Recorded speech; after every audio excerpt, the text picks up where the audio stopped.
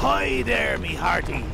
This be Captain Silverhook, and you're listening to the Two Old Pirates podcast. Set sail for an open sea of stories, tales, and some really crazy stuff. I expect you to like and subscribe, lest you be walking the plank.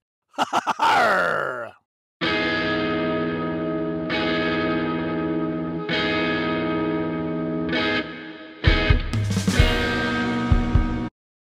Hello and welcome to podcast 63 of the Two Old Pirates. This is Eric coming to you, and this is a topic that I've been wanting to cover for a while. It's kind of touchy, and nobody might actually ever even watch this, but I thought I'd give it a shot, so we'll see how it goes.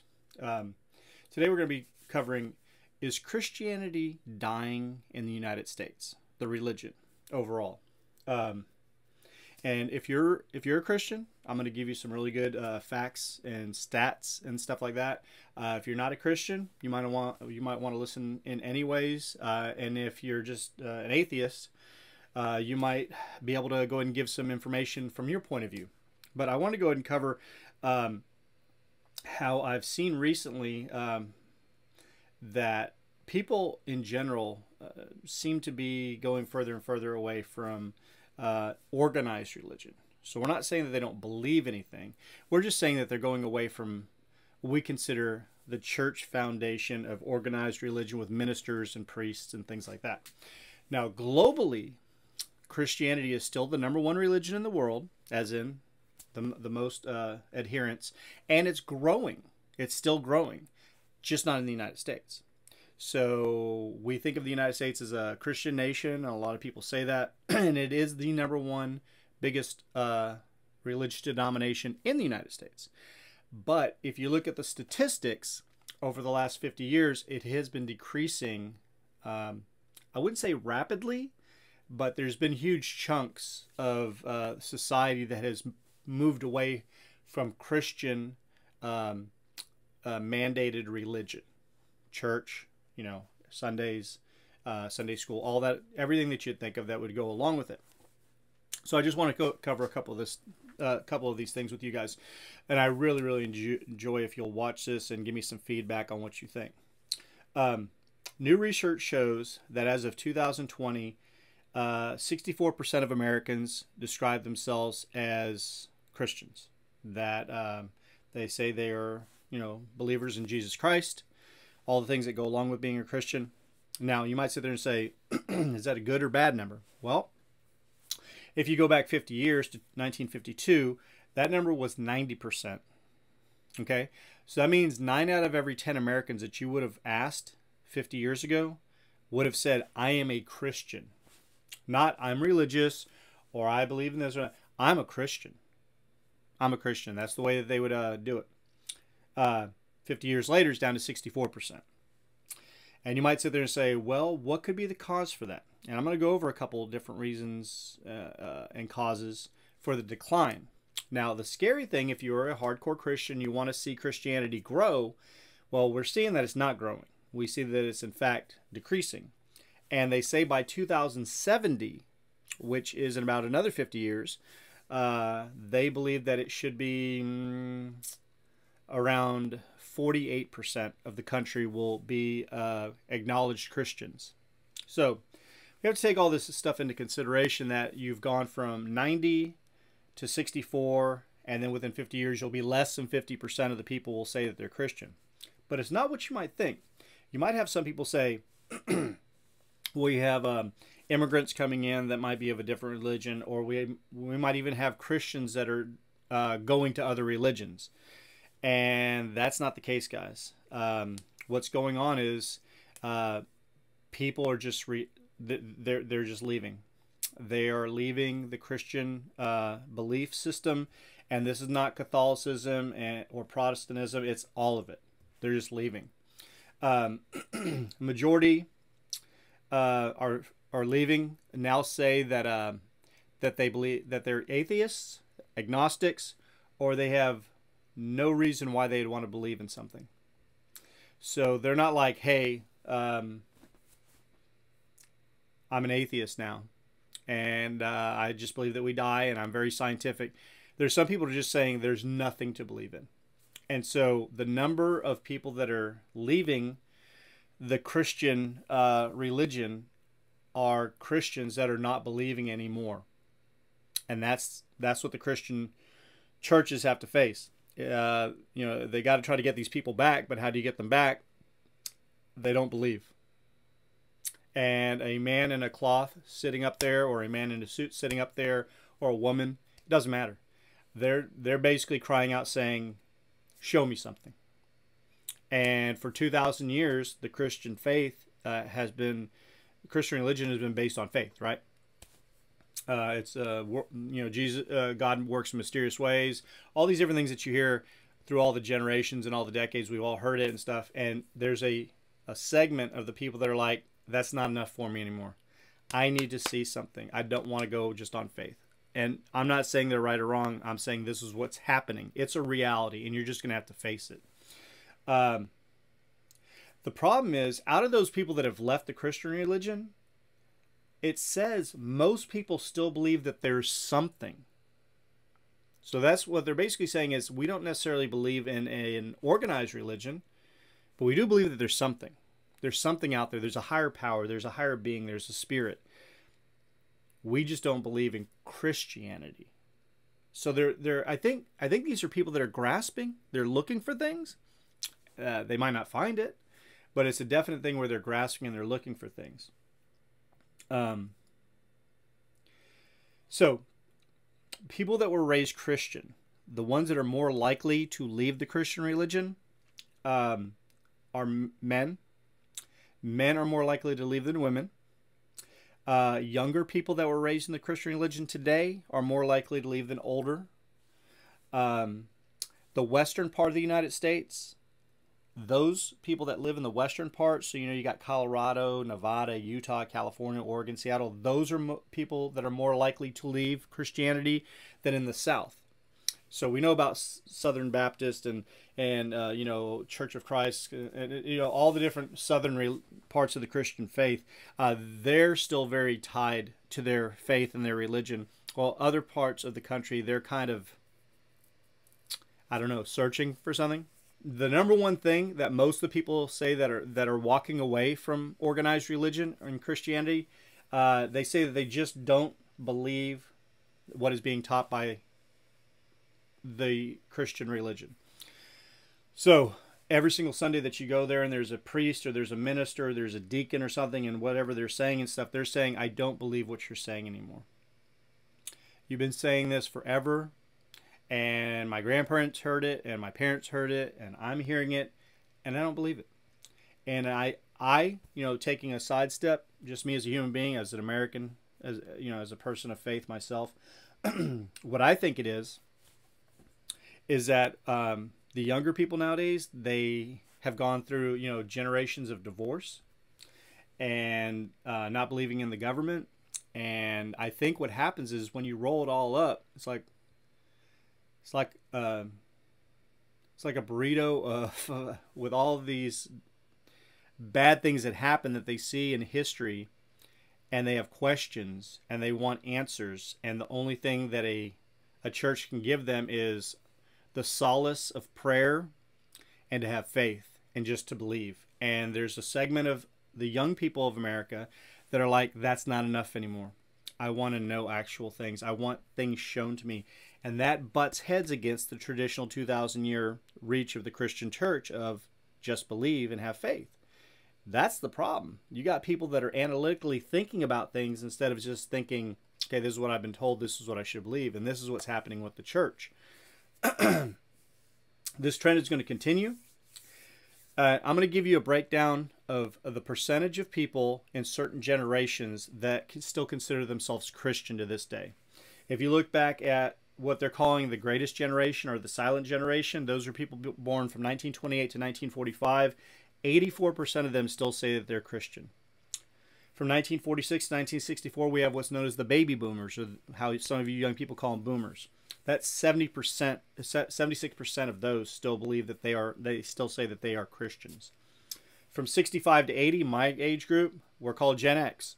And we still have a majority, 67% of people my age and the Gen X age still officially say, I represent myself as a Christian.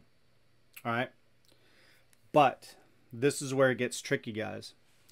People born from 81 to 96, which are known as millennials, only 49% represent themselves as Christians. Now you might sit there and say, what's the big deal with that? You saw the trend, 84, 76, 67. Those are about, 8 or 9 percentage points between the decades.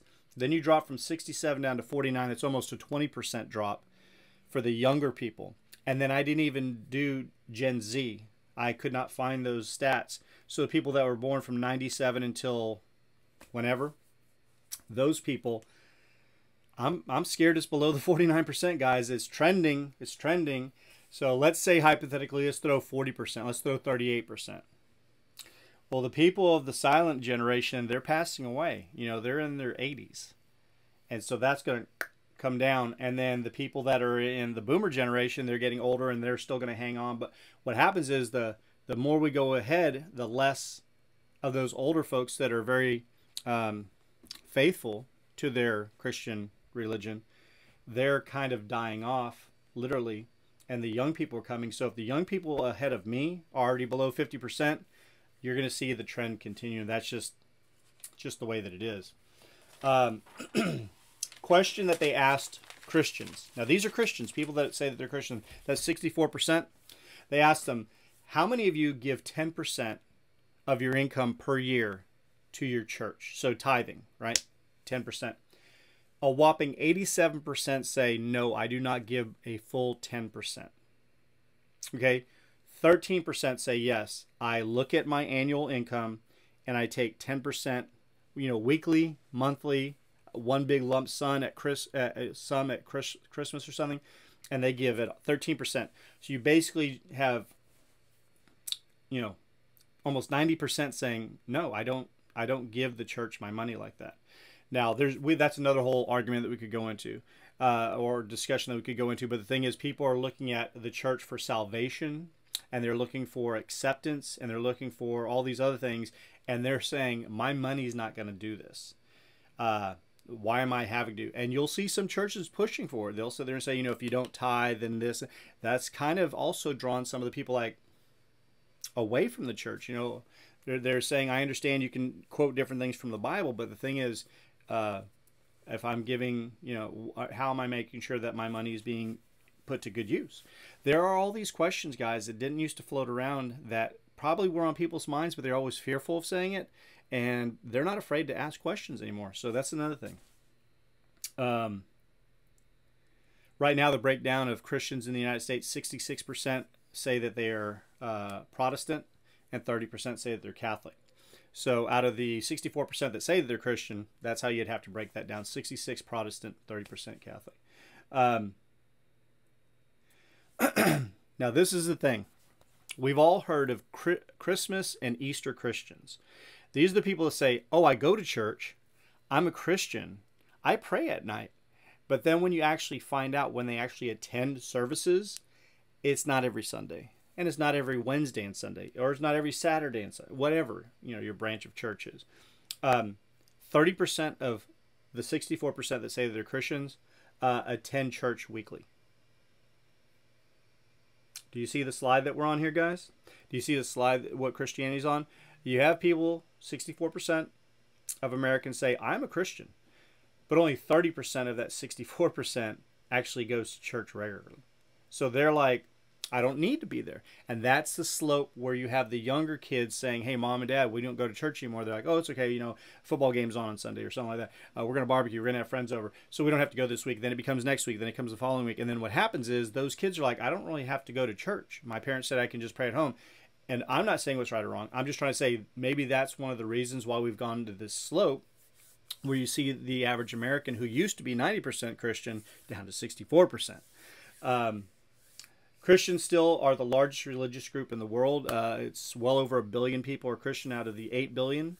Muslims are second, and then it goes down from there like Hindus and stuff like that. But the thing is, Christianity worldwide, like I said, is still growing. It's still booming, but Christianity in the United States is going downwards. So the problem that some people have when they ask this question, like, why do you think most people are steering away from the Christian church or becoming atheist or agnostic? A problem is that a lot of people that were Christian, now this is were, they're saying that they view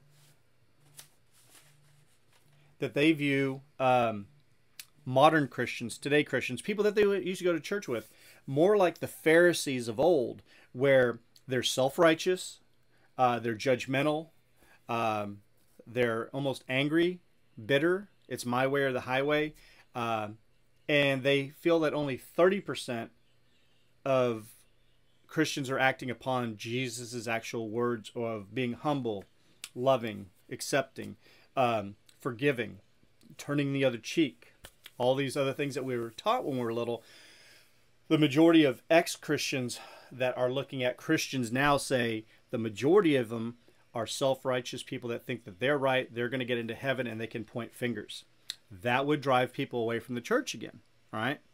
Acting as Christ and saying and doing things because you think it's going to get you into heaven, it could drive some people away. Evangelical Christians, okay, they are a whole different branch of Christianity that we could have a podcast over if somebody's interested in this. But what happened is a lot of Christians today that look at evangelicals, they look at the evangelical Christians. Some of the terms that they used is narrow-minded, homophobic, misogynistic, money-hungry, power-hungry. So if you're an evangelical and you look at that, you're like, how dare you say those things about me? That's what some of your fellow Christians are looking at you as. So if you can't figure out why there's a split in the church and people might leave and people are pointing fingers and stuff like that, you have to clean up your own house before you can start telling somebody else to clean up. And the thing is, if they see this, you need to have a coming together and decide, why are we bickering? We're supposed to both be on the same side, yet we seem to bicker with each other and poke holes in each other's beliefs. And it's all based on a thing called Christianity. So, that's kind of a touchy subject there.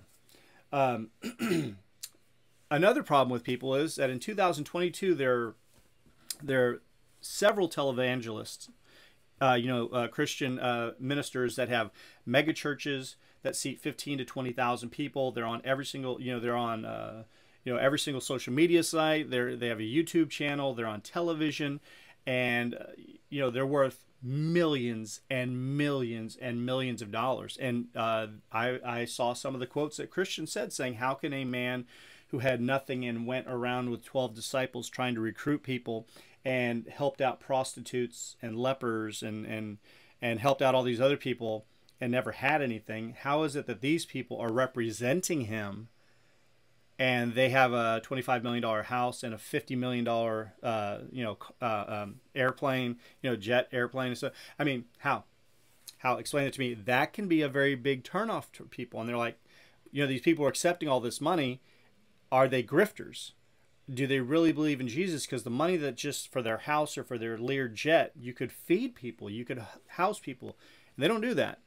They put up different things and they say different things and stuff. But the thing is, anybody who's living in a house like that, there's going to be some problems. People are going to look into it. So, there's a, I'm not going to say any minister's name, but there's a minister, and he's one of the biggest mega church ministers, and I think he's worth something like $750 million.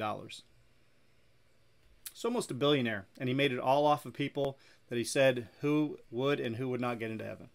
And you have to listen to him. That drives people away. Another thing that some of the evangelicals and some other parts of the Christian church have done, and this has happened throughout time, don't get me wrong, but I'm saying if you're going to drive people away, this is what's going to go and drive them away. The burning of books, music, movies, anything that they feel that they think that they can label as satanic or witchcraft or black magic or any of the numerous things that they come up with. When you see a church destroying information, that makes some people feel like, are you afraid that we're going to learn something from that? And what they're saying is we're trying to protect our children. We're trying to protect other people from these evil things that are out there. I just remember the Nazis back in the 30s burning stuff, right? And I think anytime that you try to have people not want to learn something, it's just like a teenager when the parents saying don't listen to this type of music. Teenagers going to listen to that type of music. So when I hear they're burning, Harry Potter books, or that they're burning like different books like from the 50s or 60s that question certain things, it's got to make you wonder, what is their ultimate goal? Because they're not doing this quietly. They're actually having like, on YouTube, they'll have like a live YouTube feed of them burning stuff, and they're saying, come on down, bring anything that you find in your house that you think is black magic or satanic. And you're just like, what the hell are you guys doing? You're literally censoring certain things. You're destroying things, all in the name of what you think might be something bad. Who made you the person to go and decide what was black magic or something, if there is even black magic? Now, of course, that's another whole subject, but I'm trying to give you how there's this like slope, and you're wondering how people are jumping off of modern day Christian religion, and that's a main reason why. I mean, think about it. You're burning stuff. You're telling people because of your sexuality or because of this, because you're not at home watching the kids and you're out getting a job and you're a woman. I mean, there's a multitude of different things, and I'm just saying, as a person, as the more I read into this, those were the problems. They're saying, why are you judging me? Why are you doing this? Why are you doing this? And what they'll do is they'll say they go back to the Bible, and they pick something out of there and they say because of this, and that offends the people even more. So it's a never-ending circle, and until you get that patched up and fixed, you're going to continue to have people leaving the religion at a fast rate. Due to the fact that they don't like being told what to do, or that they're bad. And in the old days, people used to just suck it up and just take that. And today's people we're not really like that. And people get offended by that. But the thing is, it's true. Nobody wants to be told, I'm better than you because I did this, this, and this, and I'm going to go to heaven because this, and this, and you're going to burn in hell. It's not a good take. It's not a good take. Another thing that I've seen is there's been these non-denomination churches that have really grown up. I mean, not grown up, but they've really grown, right? And what happens is they'd start off with like one church, and they'd have a very likable minister, very enthusiastic minister. Usually they have their hair with, product in it all sticking up and maybe frosted, and they're like talking to the audience like, we're all one. I love you and stuff. And what happens is those churches will then have satellite churches all over the place. They'll start opening up, and people will go in there and watch the broadcast from the other large towns. Say it's happening in Atlanta, and they'll have like auditoriums at high schools or something rented out. And then you go in there and you don't actually see the minister. You see them up on a screen, but they're getting so big and they start attracting so many people, they have to go ahead and do this. And some of the reasons why they do that is they have very modern sounding music that everybody can sing along with. That it's not an old, hymn. It's not out of an old book and stuff. They've got a real band, and everybody's cheering and laughing, and there's none of this, everybody has to sing the same thing, or everybody has to do loud, popular, festive, and they're saying we have to make this enjoyable to get people and bring them in. We got to get it enjoyable and stuff. So it's kind of, that's their sales pitch. They're saying we're Christians, we're non-denominational, so we're not Baptist or Episcopalians or Mormons or Methodist or Baptist or we just love Jesus. And so why don't you come in and you can, we're going to have this music, and we're going to have this very lively entertainment, and it is entertainment. And then sometimes they have giveaways. They're like, hey, if you come down before Christmas, we're giving a car away, or we're giving a computer away. And all these people that are non-churchgoers will show up and sit through. And what they're trying to do is they're trying to get you in. So what they do is they sit there and they say, hey, if you come down this Sunday, you have a chance at winning this car. And you're like, man, I need a car. I can go sit through 45 minutes. And they're hoping that they can get you in those 45 minutes to believe and start coming on a regular basis. It's not a bad thing, but it is a sales pitch. You're trying to get people, and that's how they're trying to get people indoctrinated into coming back to the church, is offering something. So before it was, we're offering you a chance to get to heaven, and now they're saying, yeah, we're offering you to get to heaven, but we're also offering some goodies, some iPhones or cash money or something like that. And they always have a daycare on site, and they have like, and they're trying to make it as enjoyable and get away from what used to be the stuffy, boring Sunday at church. And they're trying to make it more applicable to today's youth with social media and stuff like that. I don't know if it's the last gasp. I know it doesn't last long for a lot of teenagers because they go for a while and then it's still the same old, same old. and they're lost and they want to find something. And I don't know if in the long run it will work. So in conclusion, what I'd like to say is when I was a kid, I never remember hearing about anybody being an atheist. I'm sure they were out there. They just didn't really say anything because that just didn't go along with the norm. And as a teacher, I've seen over the last more than a quarter of a century as a teacher, more and more students openly say, even when we're not even discussing anything religious, but you'll hear them say something to a friend like, yeah, I'm an atheist, or I don't believe in anything. And, at the first couple times I was like, oh, they're just trying to be different or something like that. And now I hear it more and more and more and more and more. Not to me, but like talking to somebody else, and that they just don't believe in anything. So like I said with those percentages earlier, I'm afraid that generation Z now or something like that? I don't know where we would be at now. It could be in the 30s. Really, it could.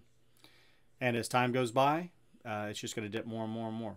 So, for the Two Old Pirates, this is Eric. I hope that you enjoyed this. I'm not even sure if anybody will even watch this one because it's such a deep subject. But I hope that you do. I hope that you enjoyed it. And please leave a comment. If you're a Christian, if you're a non-Christian, if you're an atheist, agnostic, anything like that, leave a comment. Let me know why you think the Christian church might be losing so many people and what can be done to fix it, if it can be fixed at all. Anyways, hope that you enjoy this podcast, and I hope that you will check our next one out. 64 will be coming soon. Peace.